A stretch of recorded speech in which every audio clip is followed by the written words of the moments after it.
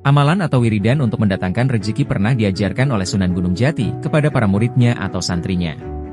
Sebagai seorang ulama atau wali yang menyebarkan agama Islam di tanah Jawa, Sunan Gunung Jati memiliki banyak santri. Santri-santri Sunan Gunung Jati bukan hanya dari Cirebon saja, melainkan tersebar ke seluruh pelosok Nusantara. Dari Sunan Gunung Jati pula para santrinya belajar dan mendapatkan ijazah berupa amalan atau wiridan yang salah satunya untuk mendatangkan rezeki. Amalan atau wiridan Sunan Gunung Jati hingga saat ini masih diajarkan secara turun-temurun dari para kiai ke para santri.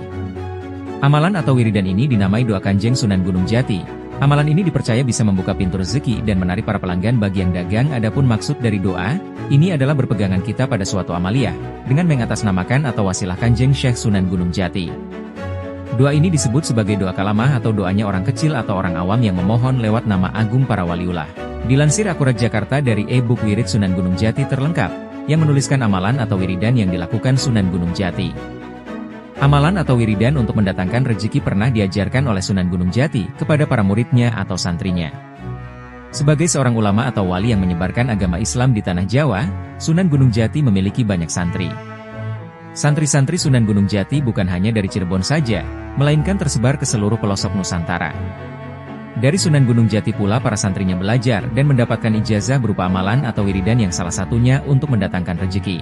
Amalan atau wiridan Sunan Gunung Jati hingga saat ini masih diajarkan secara turun-temurun dari para kiai ke para santri. Amalan atau wiridan ini dinamai doa Kanjeng Sunan Gunung Jati. Amalan ini dipercaya bisa membuka pintu rezeki dan menarik para pelanggan bagi yang dagang. Adapun maksud dari doa, ini adalah berpegangan kita pada suatu amaliyah, dengan mengatasnamakan atau wasilah Kanjeng Syekh Sunan Gunung Jati.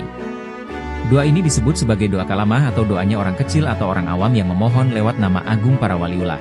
Dilansir Akurat Jakarta dari e-book Wirid Sunan Gunung Jati terlengkap, yang menuliskan amalan atau wiridan yang dilakukan Sunan Gunung Jati. Barang siapa yang membacakan doa ini selama 1 tahun saja, niscaya orang itu dijauhkan dari kondisi fakir atau miskin.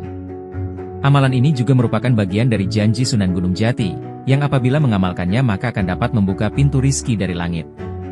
Habib Nur Ali pernah mengatakan kepada para santrinya, "Aku pernah dikasih secara langsung doa ini lewat Kanjeng Syekh Syarif Hidayatullah, bertujuan sebagai wasilah munajatku kepada Allah, agar menjadi hamba mulia dalam kasbi lahir duniawi inilah asma." Doanya, Bismillahirrahmanirrahim, Allahumma ya Allah, Allahu Robbi al-Jabbar, wa asaluka min ridhallahi, an abi Kanjeng Sinun Syekh Syarif Hidayatullah, asaluka syifa'ah ema al-hodami wa ahlihi. Wa ila hadroti Mbah Ku Cakra Buana Cirebon. Khususon suma ila hadroti Mbah Patok Wamin Ahlil Beri ema al-hodami wa ahlihi.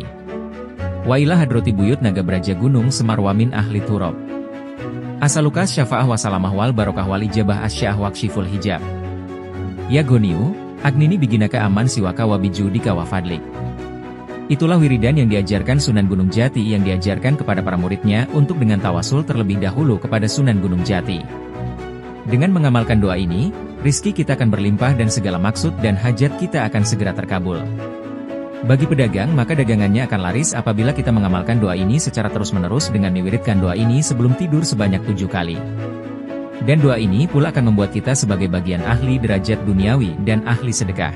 Dengan doa ini pula hati kita akan selalu diliputi rasa bersih, ingin membantu sesamanya, suka menolong dan dijauhkan dari sifat bakhil atau pelit. Wallahu a'lam bishawab.